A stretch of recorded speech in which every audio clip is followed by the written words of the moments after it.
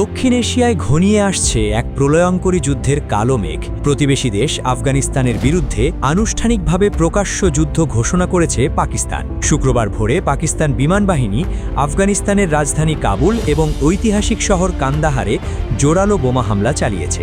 পাকিস্তানের প্রতিরক্ষামন্ত্রী খাজা মোহাম্মদ আসিফ এক বিস্ফোরক পোস্টে সাফ জানিয়ে দিয়েছেন, তাদের ধৈর্যের বাঁধ ভেঙে গেছে এবং এখন থেকে আফগান তালেবান সরকারের সঙ্গে তাদের সংঘাত আর গোপন নয়, বরং প্রকাশ্য যুদ্ধ। কাবুলে আল জাজিরার সংবাদদাতা নাসের সাদিদ জানিয়েছেন, স্থানীয় সময় রাত 1:50 প্রথম দফায় বোমা ফেলা হয়। এরপর দফায় দফায় হামলা চালায় পাকিস্তানি বিমান বাহিনী।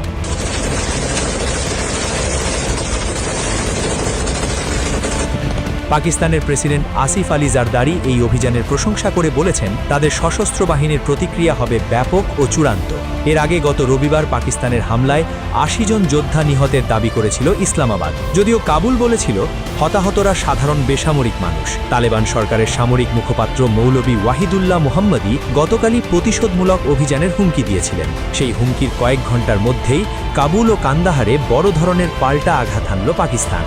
আন্তর্জাতিক পর্যবেক্ষকরা বলছেন, দুই মুসলিম প্রতিবেশী দেশের মধ্যে এই সরাসরি যুদ্ধ কেবল সীমান্তেই সীমাবদ্ধ থাকবে না, বরং তা পুরো অঞ্চলের স্থিতিশীলতাকে হুমকির মুখে ফেলবে।